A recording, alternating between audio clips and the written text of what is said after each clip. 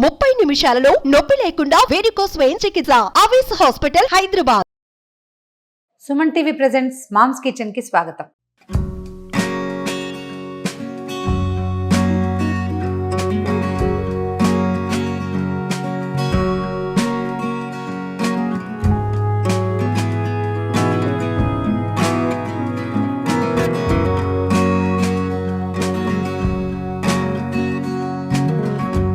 రకరకాల పదార్థాలు వండుకుంటామండి.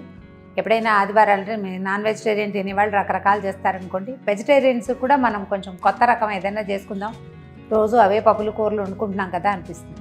పిల్లలు బాగా లైక్ చేస్తారు. కొంచెం మనలో కూడా కొద్దిమందికి కాస్త మసాలాదారు తింటే బాగుండు అనిపిస్తుంది.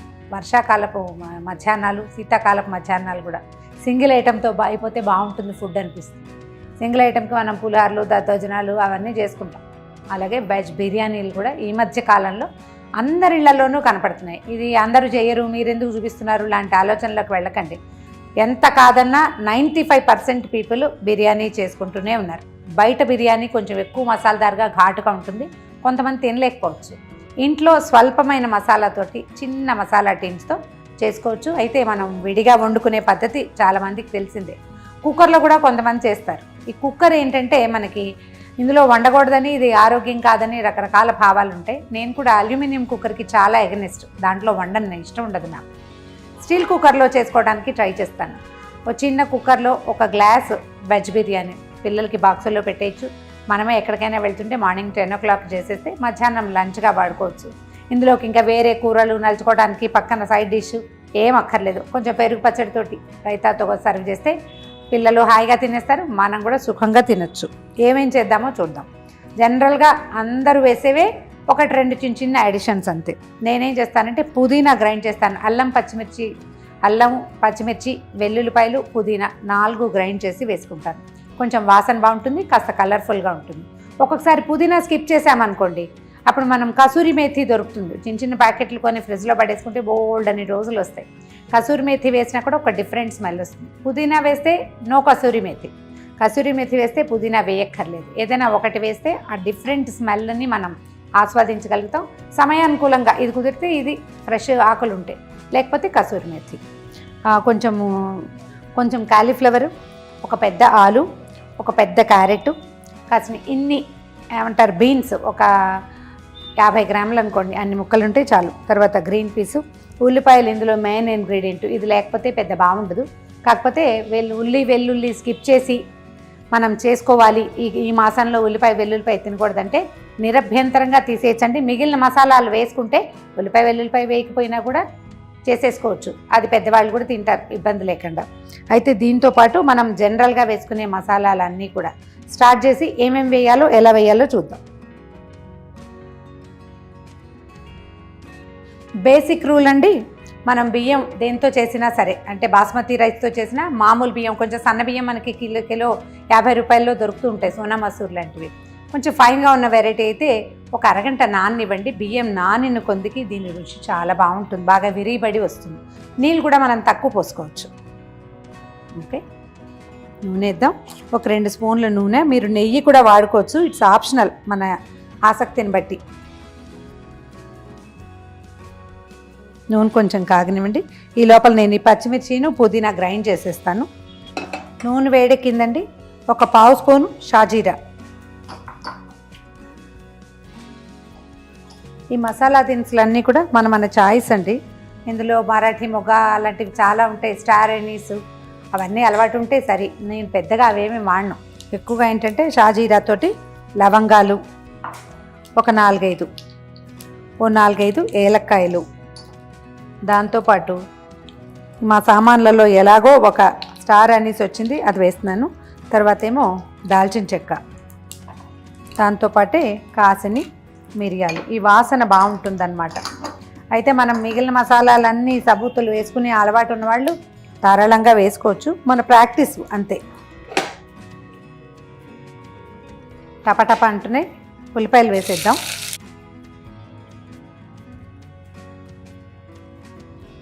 ఇవన్నీ బేసిక్ థింగ్సే, మన అలవాటు ప్రకారం వేసుకోవచ్చు.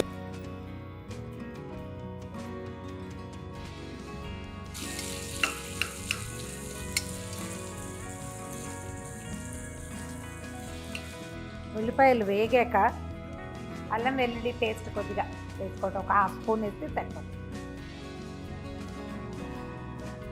ఒక బిర్యానీ ఆకు కూడా వేసాను. ఈ అల్లం వెల్లుల్లి పేస్ట్ వేస్తూ ఉండగానే దీంతో పాటు ఏం చేస్తామంటే మనం గ్రైండ్ చేసి పెట్టుకున్న పుదీనా పచ్చిమిర్చి మిక్చర్ వేసేద్దాం. పచ్చిమిర్చి కారాన్ని బట్టి, మీరు బాగా తురుగ్గా ఘాటుగా తింటే మరి కాస్త వేసుకోవటం, అంత వద్దనిపిస్తే కనుక ఒక్క పచ్చిమిరపకాయ వేస్తే చాలు, కొంచెం అన్నానికి సరిపడా కారం వస్తుంది.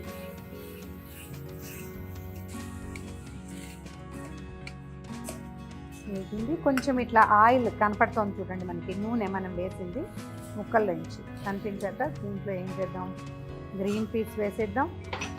ఒక హాఫ్ కప్పు, అన్నీ కూడా అరకప్పు చాలు. ఈ పదార్థం అంతా కలిపి చాలా అయిపోతుంది. ఒక హాఫ్ కప్పు క్యారెట్లు, స్వీట్గా అయిపోతుంది, క్యారెట్లు మాకు నచ్చవు లాంటివి భావిస్తే కొంచెం తగ్గించుకోండి. నాకైతే కలర్ఫుల్గా ఉంటుంది కదా, బాగుందనిపిస్తుంది. కాసిన బీన్స్, తర్వాత ఆలూలు. ఇవేంటంటే ఇన్ని కూరలు ఉంటే మంచి స్టమక్ ఫిల్లింగ్గా ఉంటుంది, కుక్కర్ నిండా అవుతుంది, ఇంకా వేరే కూర ఇందులో నలుచుకుని తినాల్సిన అవసరం ఉండదన్నమాట. ఇదే తినేసేయచ్చు. కాసిని గోబీ, ఇవాళ రేపు హైదరాబాద్లో బాగా గోబీ వస్తుంది, లేని రోజుల్లో వేయం. ఈ కూర ముక్కలన్నిటికీ కొంచెం మసాలా వాసన పట్టేదాకా అట్ట పెడదాం 2 నిమిషాలు.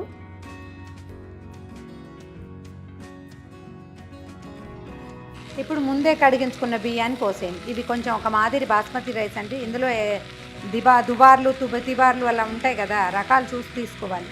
అంటే 2 సన్న ముక్కలుగా అయినవి దుబార్లు, 3 ముక్కలు అయినవి తిబార్లు. మనకి ఇవి ఏంటంటే కంపెనీ రైసులు కొనుక్కుంటే మనకు అర్థమవుతుంది. ఈ రైస్ వేశాక దీన్ని బాగా చకచకలాడించకుండా కొంచెం అలాగా కదిపితే బియ్యం ముక్కలైపోకుండా ఉంటాయి. ఇది కనుక మనం వెడల్పాటి కుక్కరు, వెడల్పాటి గిన్నె పెట్టుకుంటే ఆటే కదపక్కర్లేకుండా సరిపోతుంది.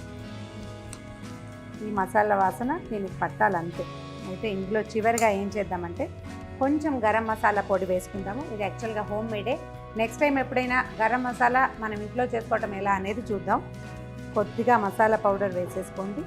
తర్వాత దీనికి సరిపడా ఉప్పు వేసుకుందాం. ఈ సాల్ట్ కూడా పింక్ సాల్ట్లు అవి వాడుకోగలిగితే చాలా బాగుంటుందండి. మన అలవాటుని బట్టి సీ సాల్ట్ కానీ పింక్ సాల్ట్ కానీ వాడితే కొంచెం బీపీలు అవి తగ్గుతాయంటారు. అయోడైజ్డ్ సాల్ట్ మంచిదే, కానీ ఇవి ఇంకా ఎక్కువ హెల్తీ అని వింటున్నాము ఇవాళ రేపు. ఓకే, దీనికి సరిపడా నీళ్ళు పోసుకుందాం. సాధారణంగా మనం 50 రూపాయలు సోనా మసూరి ఇలాంటి వాటికి 1కి 2 నీళ్ళు పోసుకోవచ్చు. ఇది బాస్మతి కాబట్టి 1కి 1.5 నీళ్ళు పోద్దాము. నీళ్ళు పోసేయటము, మూత పెట్టేయటము, 2 విజిల్స్ వస్తే సరిపోతుంది. 2వ విజిల్ రాగానే కుక్కర్ ఆపేస్తే చల్లారాక దింపేసుకోవటమే. ఒక చిన్న ఫైనల్ టచ్ అండి, ఇలా రైస్లు వండుకునేటప్పుడు వేడి నిమ్మరసం కనుక వేస్తే చక్కగా పొడి పొడిలాడుతూ వస్తుంది. ఒక హాఫ్ చెక్క నిమ్మరసము అండ్ మన ఫైనల్ రెసిపీ టచ్ ఏంటంటే కొద్దిగా నెయ్యి వేస్తే బాగా పొడిగా చక్కగా అందంగా వస్తుంది చూడ్డానికి. ఏం చేద్దామంటే ఇది ఒకసారి కదుపుతాం. మనం వేయించేటప్పుడు కదపకూడదు, కానీ నీళ్లు పోసాక కదిపిన రైస్ అంతా చితికిపోదు అనమాట. నీళ్లు ఉంటాయి కదా, మూత పెట్టేద్దాం.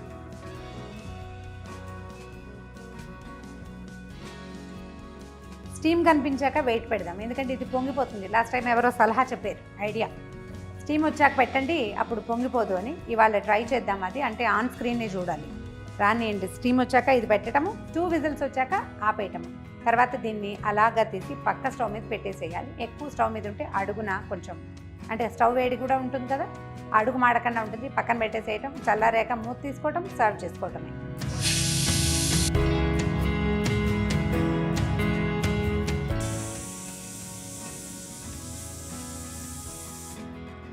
రెండు విజిల్స్ వచ్చినాయండి, ఆపేస్తున్నాను.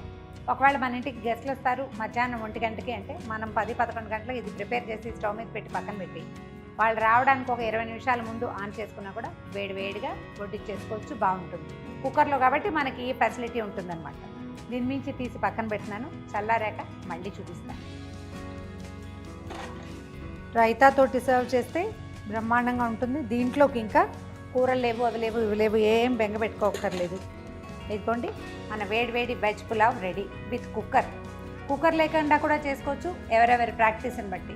సమయాభావం ఉన్నప్పుడు ఇలా చేసి చూడండి, చాలా సింపుల్గా అయిపోతుంది. ఈ వీడియో కనుక మీకు నచ్చినట్లయితే లైక్ చేయండి, షేర్ చేయండి. మరిన్ని కొత్త వంటల వీడియోల కోసం సుమన్ టీవీ మామ్స్ కిచెన్కి సబ్స్క్రైబ్ చేసుకోండి.